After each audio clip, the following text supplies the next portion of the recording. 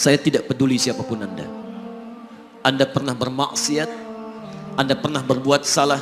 Kita manusia yang tidak luput dari dosa. Tapi saya ingin berikan tawaran dari Al-Quranul Karim.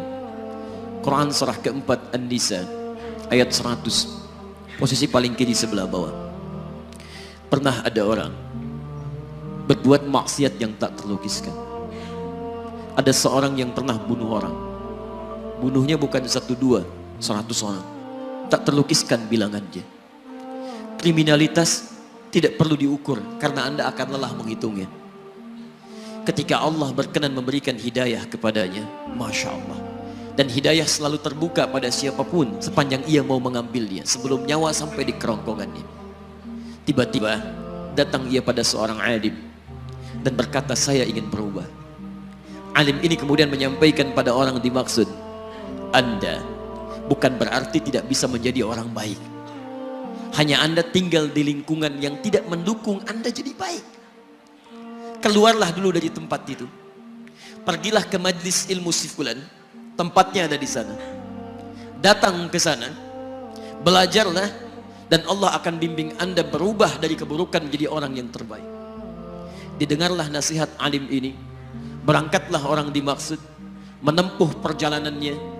Tiba-tiba Masya Allah, belum sampai ke tujuan, di pertengahan jalan, konon disebutkan lebih sejengkal, tiba-tiba maut datang menjemputnya. Thumma yudrikul maut. Apa yang terjadi? Langkahnya dihitung sebagai ibadah. Dalam terapnya dia beristighfar, tobat kepada Allah subhanahu wa ta'ala. Taubatnya menghadirkan cinta Allah subhanahu wa ta'ala. Quran surah kedua ayat 222 di ujung ayatnya. Innallaha yuhibbut tawwabin. Allah mencintai orang-orang taubat. Dan cinta Allah menghadirkan ampunan bagi seluruh dosanya. Quran surah ketiga Ali Imran ayat 31, paling kiri sebelah atas. Qul in kuntum tuhibbunallaha fattabi'uni yuhibbukumullah. Allah cintai orang yang mau taat pada Rasulnya. Lihat, ketika Allah mencintai seorang hamba, wa yaghfir lakum dzunubakum, Allah ampuni seluruh dosa-dosanya. Derap langkahnya menghadirkan istighfar, taubatnya menghadirkan cinta Allah menghadirkan seluruh ampunan bagi dosa-dosa yang ia miliki. Maka apa yang terjadi? Di tengah perjalanan maut menjemputnya, thumma yudrikhul maut faqad waqa'a ajruhu 'ala Allah. Dan pahala diberikan kepada orang tadi.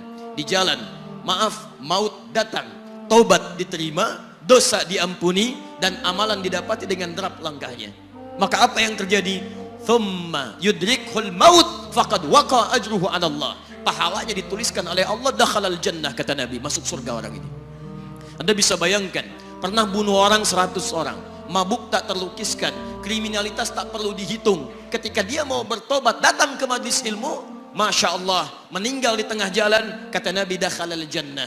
Bertobat diampuni dosanya, derap langkahnya ada pahalanya, dakhalal jannah. Turun ayat untuk melukiskan tawaran yang sama kepada kita. Wa may yuhajir fi sabilillahi yajid fil ardi muraghaman katsira was'a. Siapapun yang mau berubah kembali pada ketentuan jalan Allah, kalau dia masih punya batas-batas kehidupan, kami akan berikan kelapangan di sisa hidupnya dan kelimpahan-limpahan kenikmatan selama dia hidup.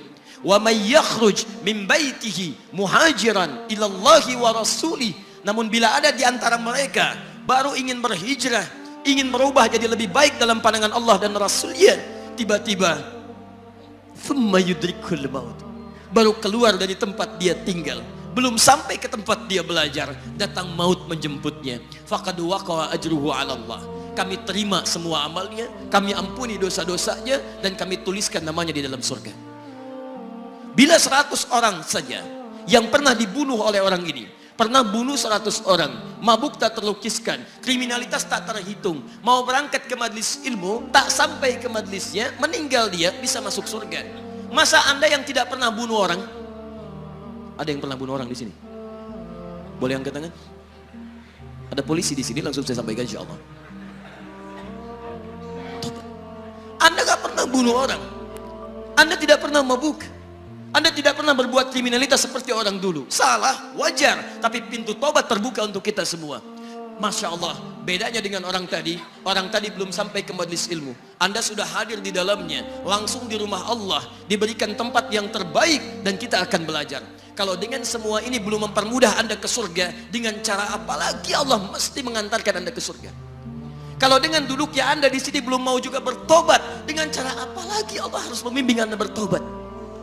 Kalau dengan seperti ini belum juga Anda taat kepada Rasul, dengan cara apa lagi Allah mesti meyakinkan Anda untuk taat kepada Rasulullah SAW?